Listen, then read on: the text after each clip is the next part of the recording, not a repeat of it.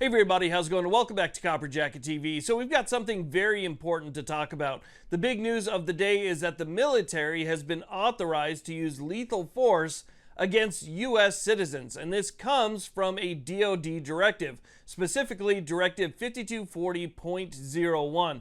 We're going to go over that directive. We're going to talk about exactly what it says, what it is supposed to be for, and we're going to talk about whether or not the military would actually do that, if this is something that you think they would do, because I've heard from some people that they just don't think they'll cross that line. So let's talk about what's going on here. Now, before we get started, I want to tell you a little bit about today's sponsor, which is Delete Me. Delete Me is an amazing service that will allow you to get your online privacy back. Believe it or not, there are data brokerage sites out there whose sole focus it is to gather, sell, and distribute your personal data. So what is Delete Me and how does it help? Well, Delete Me is a company that cares about your personal privacy, and so what they do is they collect your information and they scour the internet and search those data brokerage sites to remove your personal information. Now, I personally have a Delete Me account. As a matter of fact, I've been using their services since December of 2023. And in that time, they have scanned 111,056 listings and removed my information from 44 different brokers. Now, one of my favorite things to do with my Delete Me account is actually check out the online dashboard. From there, you will find all of the relevant information that you need, from the number of listings that were scanned, how many times your information popped up on a data brokerage site, what type of information popped up, from your age, your address, your name. It will break everything down for you so that you can see how Delete Me is working effectively for you. So if your online privacy is important to you like it is to me, make sure you join Delete Me. You can use the link down below to save 20% or use the discount code COPPERJACKET. Okay, so let's go ahead and talk about what's going on here. And before we talk about whether or not the military would actually go along with something like this, let's take a look at the DoD directive itself, talk a little bit about it. It's kind of a long directive. It names lists of priorities, implementation, the people who are responsible for implementation, people who would be connected to it, and there's a lot going on here. It's not just a 1 or 2 page document. There's something like 20 plus pages. So this is a very long document to go through. If you guys are interested, I'll put a link to it down below.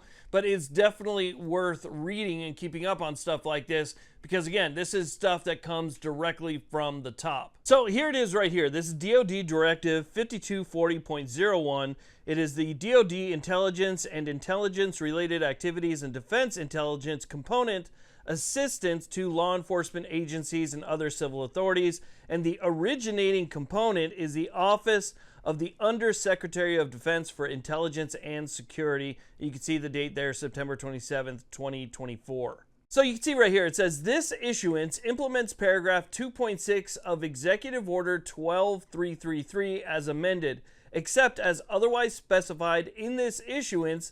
This issuance applies to all defense intelligence components when providing intelligence assistance to law enforcement agencies or other civil authorities. This issuance does not apply to activities conducted by the National Geospatial Intelligence Agency pursuant to Section 42, Title 10 U.S.C., humanitarian assistance, disaster readiness, response recovery, maritime and aeronautical safety of navigation, environmental and security vulnerability studies, mapping, charting, and geodetic missions. So this is the part that has everybody concerned because this is what can be provided by the DoD in terms of personnel and materials to assist local law enforcement or other agencies against U.S. citizens. It says, assistance in responding with assets with the potential for lethality or any situation in which it is reasonably foreseeable that providing the requested assistance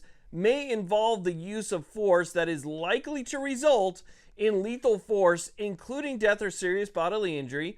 It also includes all support to civilian law enforcement officials in situations where a confrontation between civilian law enforcement and civilian individuals or groups is reasonably anticipated. Such use of force must be in accordance with DoD 5210.56, potentially as further restricted based on the specifics of the requested support. provision or use of DoD unmanned systems in the United States except as delegated by the Secretary of Defense pursuant to October 31st, 2023 Secretary of Defense memorandum. So again, we're talking about military personnel, we're talking about equipment, and even unmanned equipment here. Now, they say they're going to do this within the constraints of the U.S. Constitution, but if you believe that, I should let you know that I give free unicorn rides out back. Now, it says that right here in policy, it's actually paragraph A, DoD intelligence and intelligence-related activities will be conducted in accordance with this issuance. Applicable laws, EOs, including EO 12333, as amended, presidential directives, DoD D5148.13, Secretary of Defense Memorandum, and other DoD policies and DoD Manual 5240.01. Special emphasis will be given to the protection of the constitutional rights and privacy of U.S. persons.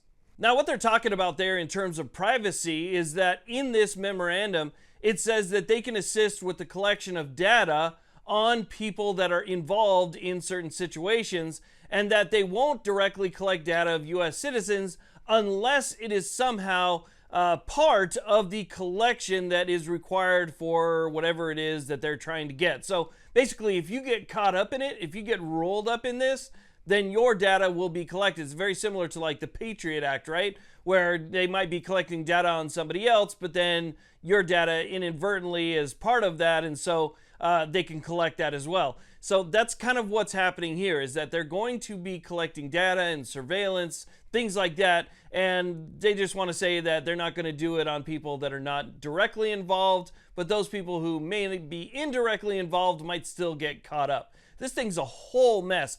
Now, interestingly enough, I've had talks like this with people in the past where you talk about whether or not the military would actually use force against civilians, regular Americans.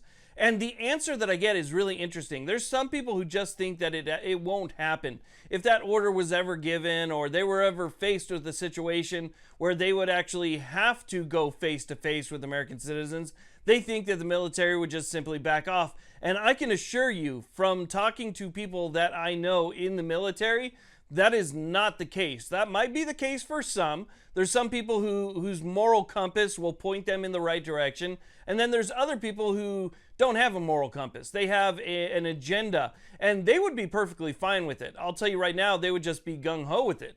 As a matter of fact, I bet you there's some people that are just waiting for something like that to happen. But saying that it outright wouldn't happen is a fallacy. All we have to do is simply look back in history. If you ignore history, then you might be wondering what could happen with this. If you are somebody who embraces history and takes a look back, I guess you could consider even recent history. Just take a look back at recent history. You can see that that is not the case, and the military would 100% go along with something like this. Now, I wholeheartedly support our military, 100%. Those men and women who stood in line, who volunteered, knowing that one day they may have to make that ultimate sacrifice. Sacrifices like staying away from your family for long periods of times, missing birthdays and holidays, and all the stuff that they have to go through in order to do a job that a lot of people just won't do. A lot of people who wouldn't volunteer to do, they're the ones that are out there doing it, and I support them for that. But you know what? You one day might be faced with a dilemma, a very serious dilemma, and you might want to hash that shit out now so you know exactly where you're at. So this is, to me, very concerning that they would put something out there like this. I mean, it may be in support of local law enforcement. It may be in support of some other agency. And so if it comes down to it, maybe, just things might be stretched thin for whatever reason.